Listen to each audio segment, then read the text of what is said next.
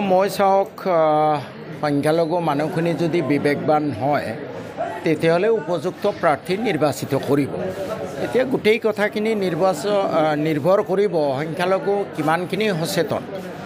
যোৱা 2001 চনৰ পৰা 16 চনলৈ ৰকিবুল হুছেইন অতি শক্তিশালী মন্ত্ৰী থকা অৱস্থাত 2010 চনৰ NRCৰ নামত 4জন মানুহক গুলীয়াই হত্যা পিছফালৰ পৰা, BTADৰ সংঘৰ্ষৰ সময়ত 5 লাখ মানুহ গৃহহীন, নৰসিংবাৰীৰ প্ৰায় 500 মানুহক নিৰ্মমভাৱে হত্যা, এই কথাবোৰ ৰকিবুল হুছেইন কেবিনেট মন্ত্ৰী হৈ থাকোঁতে ঘটিছিলে।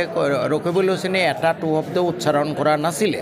ঠিক তেনেদৰে যোৱা 15টা বছৰ তেওঁ যেতিয়া কেবিনেট মন্ত্ৰী হৈ আছিলে, সংখ্যালঘুৰ জ্বলন্ত সমস্যা যেনে ব্ৰহ্মপুত্ৰ নদীৰ নিয়ন্ত্ৰণ, ভূমিহীন মানুহক মাটি দিয়া, চৰৰ মাটিৰ পট্টা দিয়া, ৱাকফ সম্পত্তি উদ্ধাৰ কৰাটো দূৰতে থাকক, 2টা ৱাকফ সম্পত্তি তেখেতৰ দখলত, এই বেয়া কামবোৰ কৰি থৈছে। অতীতত 15 বছৰ কেবিনেট মন্ত্ৰী থাকোঁতে মাইনৰিটিৰ হকে এটা শব্দ উচ্চাৰণ কৰা মাইনৰিটি সমাজে নাজানে। গতিকে মই ভাবোঁ, মই বিচাৰিছোঁ, আগতে আহ্বান জনাইছোঁ যে ৰকিবুল হুছেইনক ধুবুৰীবাসীয়ে ছিকিউৰিটি ফৰফিট হোৱাকৈ পৰাজিত কৰক। এতিয়া তেওঁ পৰাজিত হ'ব নে নহ'ব সেইটো নিৰ্ভৰ কৰিব সংখ্যালঘুৰ বিবেকৰ ওপৰত, সংখ্যালঘু কিমান সচেতন হৈছে তাৰ ওপৰত। ময়ো আচৰিত হৈছোঁ, কেণ্ডিডেট হ'ল আজমল চাহাব, ৰকিবুলৰ প্ৰতিদ্বন্দ্বী।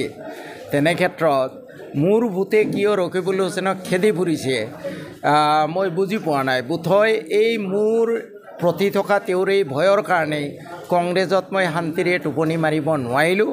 সেয়া উচ্ছেদ বন্ধ কৰাৰ নামত সময়তে হওক বা উচ্ছেদ বন্ধ কৰাৰ বাবে প্ৰতিবাদৰ সময়তে হওক, হৰিশংকৰ ব্ৰহ্ম ৰিপৰ্টক কাউডাং বুলি কোৱাৰ সময়তে হওক বা মিয়া জনগোষ্ঠীৰ ধূপত সামগ্ৰী শংকৰদেৱ কলাক্ষেত্ৰত ৰখাৰ সময়তে হওক, ৰকিবুল হুছেইন সকলো সময়তে নেতৃত্ব লৈ থাকিলে মোক দলৰ পৰা নিলম্বন কৰাৰ কাৰণে। মই ভাবোঁ তেওঁৰ এই ভয়টো দূৰ হোৱা নাই। মই ৰকিবুল হুছেইন ডাঙৰীয়াক আহ্বান জনাইছোঁ, আপোনাৰ বোলে 50জন হিমন্তক বগৰুৱাৰ ক্ষমতা আছে। মই শ্বেৰমান আলী আহমেদৰ মোৰ গাত একো বলেই নাই, তাৰপিছতো আপুনি কিয় ভয় কৰি থাকে মই বুজি নাপাওঁ। আৰু ৰকিবুল হুছেইন ডাঙৰীয়া, টেঙা বজাৰত এবাৰহে বেচিব পাৰি।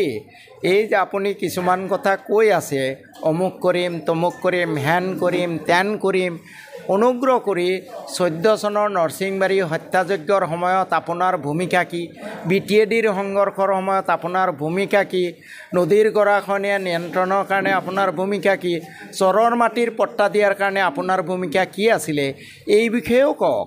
আৰু আপুনি মোক ঘোচ খোৱা বুলি বা আমাৰ পঞ্চায়ত প্ৰেছিডেণ্টবোৰৰ লগত অমিল ঘোচৰ কাৰণে হোৱা বুলি কৈছে। আজি হাজাৰ হাজাৰ মানুহৰ সন্মুখত আপোনালোকে দেখাব। মই চেলেঞ্জ কৰিছোঁ যে কোনোবা এজন পঞ্চায়ত প্ৰেছিডেণ্ট কাউন্সিলে ক'ব পাৰিব নেকি 1 লাখ পইচা ঘোচ লৈছোঁ বা ঘোচ লৈ টিকেট দিছোঁ। বৰঞ্চ ৰকিবুল হুছেইন ডাঙৰীয়া, এইবোৰ স্বভাৱ তোমালোকৰহে আছে, সেইকাৰণেই বোধহয় অনিল ৰাজাই তোমাৰ বিৰুদ্ধে গোচৰ দিছে। গতিকে যাৰ জণ্ডিছ হয় এই সৰিয়হ অলপ হালধীয়া দেখেই চব বস্তু। পাৱাৰ নাই, তথাপি মই ৰকিবুল হুছেইনক আহ্বান জনাওঁ, এটা চকুৰে তেল দেখা, এটা চকুৰে নিমখ দেখাটো বন্ধ কৰা না ভাই।